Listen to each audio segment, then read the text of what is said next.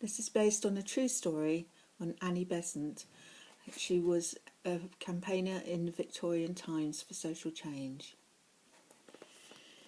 There are few things as tiresome as a voice cutting across one's thoughts while trying to read, and I had been obliged to tolerate such a voice all the train journey from Peterborough. It wasn't that the young lady spoke loudly, nor was her manner unpleasant. It was the mention of my husband that naturally attracted my attention, a husband who had neglected to keep me informed of his activities these 3 weeks past. The young lady was in possession of a tolerably pretty visage, framed by a dark green hat tied under the chin. The hat sat fashionably high upon her head, revealing long dark hair swept in a tight knot. Being 23 years younger myself, I had the advantage over her of only 3 years at most. She was in conversation with her aunt, and they were travelling to Lincolnshire.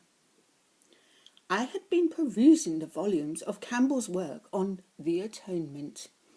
Sitting as I was in the same compartment as Miss Elizabeth Dixon, for that was the lady's name, I had been aware of her discussion for more than an hour before a chance mention jolted me from my reverie. What a rambling discourse it was, from the many provisions she had been tasked with assembling from the stores of Boston, to the merits of Nurse Lilies for treating ailments of the female disposition, to how the faces of the farm labourers were to be blackened when the enactment was to be performed on Plough Monday, to the numerous arrivals of babies recently born to her rather large circle of acquaintances, and those who were due to be born, including to her brother's wife, Anne. It was this last subject that introduced the issue that so ensnared my attention, for Miss Dixon had recently attended the baptism of baby Arthur Hasnett. "Nearly 3 months old already? I can scarcely believe it," exclaimed her aunt. "No, indeed, and to think that poor Mr. Hartley was still alive then, and we all supposed he would perform the baptism," replied Miss Dixon. "Did Mr. Furman conduct the service?" "No, it was the new vicar, Mr. Besant. There was an induction service for him at the end of the year." I was unaware of this information, and the carelessly imparted knowledge held me mesmerised. My eyes stilled mid-sentence, as did the rest of my person, and I awaited the next confidence with shallow breathing. "A new vicar installed already? I had no idea," said Miss Dixon's aunt. "Nor I, until it was almost upon us. Mrs. Sand flew into an agitation because she wanted to decorate the church especially. You know how she is." "I can imagine." "So, what is he like, the new vicar?"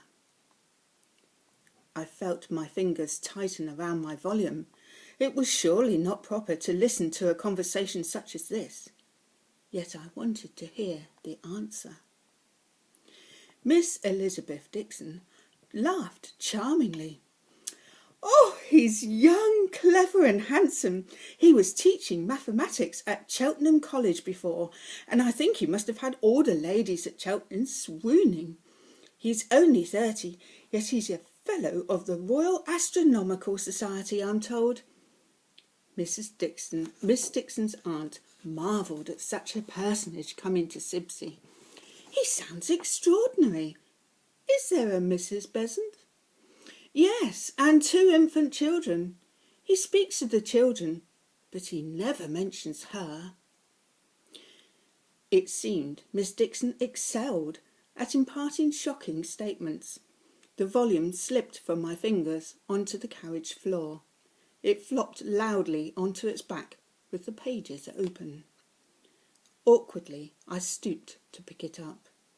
As I straightened, I caught sight of 2 pairs of brown eyes gazing at me with kindly concern. Their unusual eye colour reminded me of hunting dogs with bright and alert expressions. "Is aught amiss, ma'am?" asked the elder of the 2. You look pale."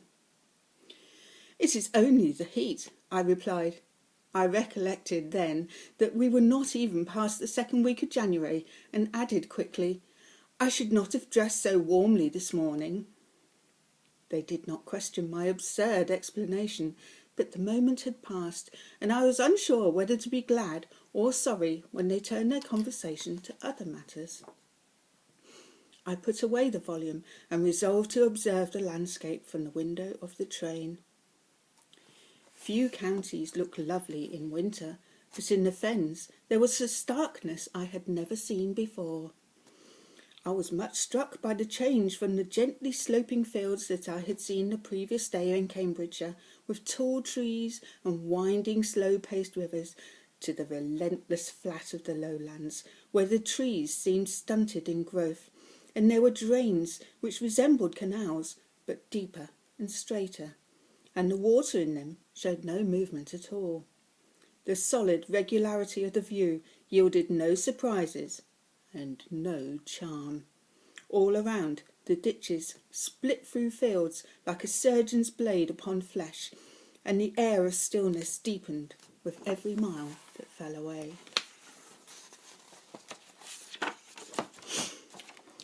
From the vantage point of the train, higher than in most counties, for in the fens the rails were laid upon raised banks, the traveller could see for miles in every direction. The sky glowered down like an all-seeing eye, and every variation in the weather, from cloudburst there to sunshine here, was visible over 40 miles or more. The farther we ventured, the more overcast the skies became. The dark skies sulked over the dark soil, with only the occasional bush or tree to break the line of the horizon. Farmhouses stood alone and isolated, with the red of their bricks on the landscape looking like the pimples on the face of a sickly youth. Boston was to offer relief. Rising high from inside the town was a very tall tower, distinct both in height and shape, which belonged to a church. I could see the tower even when Boston was still very many miles distant, no doubt a useful navigational aid to many a seaman. The town looked well built up, though nowhere near as large as Cheltenham. There was a busy harbour, with drays and wagons traversing hither and thither, and alongside the river was an imposing 5-sailed windmill. I overheard the two ladies talking of an assembly room and a theatre, and the mention of such facilities was reassuring after observing the bleakness of the nearby landscape. If there were any society to speak of in these parts, it would be in Boston. I had to change trains, which afforded ample opportunity to observe more wagons being loaded in a large yard nearby. The ladies who had shared my railway compartment made haste to visit the stores in Boston, and I was left to continue my journey to Sibsey alone. I was glad that I thought to stay the previous night in Peterborough, for by now the day had seemed very long, though still not yet 1 o'clock. On board the train to Sibsey, I noticed a cemetery. However, the town refinements quickly fell away, and in their place was the same eerie landscape as before. Sibsey was about 5 miles north of Boston. The village station had another yard nearby and platforms of generous length on both sides of its tracks. I was the only passenger to alight. A railway porter helped me with my luggage. He greeted me with a rustic accent that seemed barely intelligible, and looked at me with curiosity, so as to give me cause to feel unease. In London and Cheltenham, ladies were accustomed to travelling alone, but was this the habit in the country? He saluted another railway worker who was opening gates in front of the train, and I saw that the track traversed a country lane at an acute angle. In turn, he made the same salute to somebody else, and presently I observed that there was a rough cart waiting near the gate. The porter must have hailed the driver for me. He walked with me and loaded my portmanteau onto the cart without speaking. The driver was a country sort, with a rough coat and voluminous side whiskers. Beneath his hat, he had an expression as unmoving as the local landscape. Likewise, he practised economy with his speech, awaiting instruction without a word. "To the vicarage, please." I could see the church tower from the station and thought it less than a quarter of a mile. If I was certain of the route, I would have walked, though the lane looked as if it was muddy further ahead. The porter assisted me up the step, and I sat on the bench seat behind the stone-faced driver. He flicked the reins, and the cart lurched forward. There were some elms bordering the lane, and the spread of their branches was in welcome contrast more generous than the trees in the field around. There were a few small homesteads, spaced widely apart. Each marked a lone red brick house, which would have necessitated an effort for neighbours to converse. As we drew nearer the centre of the village, the houses grew smaller in size and clustered together. And in the main street, which was also the turnpike road, there were a number of stores and a butchery, and a butcher, baker and hostelry. The church of St. Margaret the Virgin and Martyr sat alongside the turnpike road, with a large blue-faced clock on the side of the tower facing this street. Though partly disguised by some trees, it looked as though the recently restored church was situated within a large churchyard. As I passed, there were two ladies in the street with high bustles.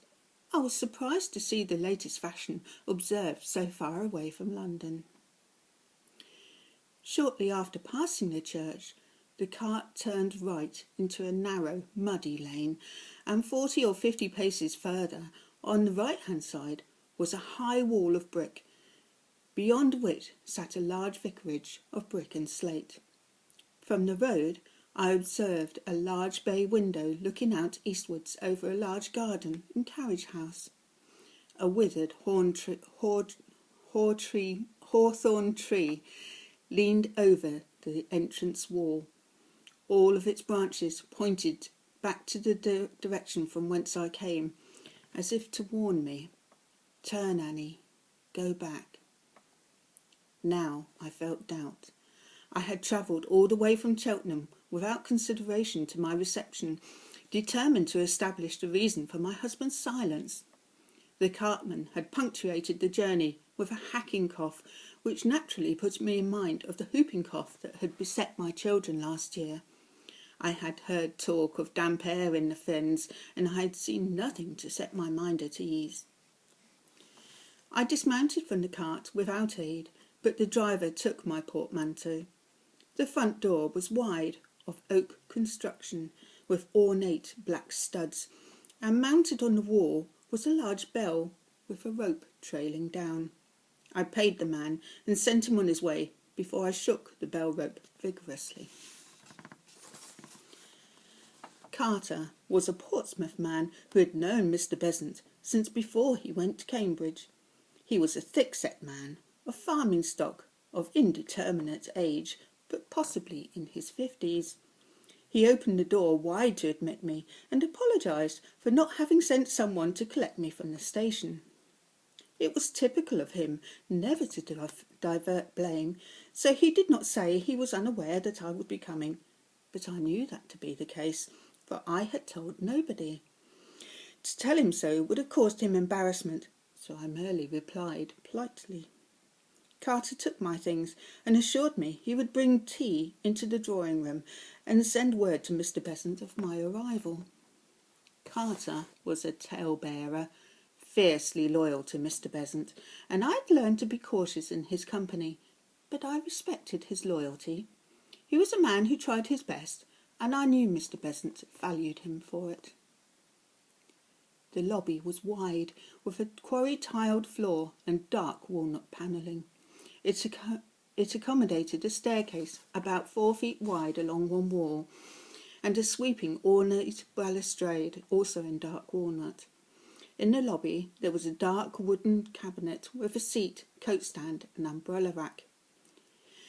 If I was so inclined, I would have declared it a fine piece, both in terms of utility and aesthetics. Alongside it stood a grandfather clock that ticked loudly, a sound to remind visitors of the stillness of the house. The drawing room was to the right and proved spacious. A buttoned crimson damask wing chair stood before a large black fireplace with an open grate and a brass fender. Drapes and pelmets of crimson brocade, floral in design and edged in lace, adorned the bay window. A heavy white cloth, patterned with crimson blooms, was spread over a large circular table, with bone china set out for afternoon tea. On the floor beside the fire was a dark green rug, interwoven with crimson splashes. I sensed that Mr. Besant would feel at home in this room. In an alcove by the window stood an upright piano. In another, a mahogany writing desk, and all around a picture rail was subject to heavy use. It was a fine room, but it felt more suited to a single man, not to a young family. Unwilling to wait for Mr. Besant, I walked about and found a study on the other side of the lobby. This room, too, would find favour with Mr. Besant, for if there were one passion on which we were always mutually agreed, it was our love of books. And here there were plenty. Its vista showed the house was a handsome size, and the garden possibly covered as much as 1 acre. In the kitchen garden stood an unsightly mud and thatch cottage in a state of disrepair. I frowned. I had visions of our young son Dugby pleading to be allowed to explore its interior, but it looked unsafe. What a temptation to cast in front of such a young boy. I heard a quick step and the door flung open. It was weeks since I had last seen my husband, and I recalled Elizabeth Dixon's description. Young, clever and handsome. This was true. He was tall and athletic-looking, with a strong face framed by short black hair and whiskers. "Annie!" He was smiling in excitement. "Welcome home! You'll love it!" He stepped forward, his finely shaped hands extended in welcome. It was a curious characteristic of his. I had already observed it several times before. He always looked pleased to see me, as though he couldn't help himself. It was only later he would recall how much we loathed each other. "Really?" My voice was cold. "I don't think it's suitable at home at all." I met his surprised stare calmly. "We should go home,"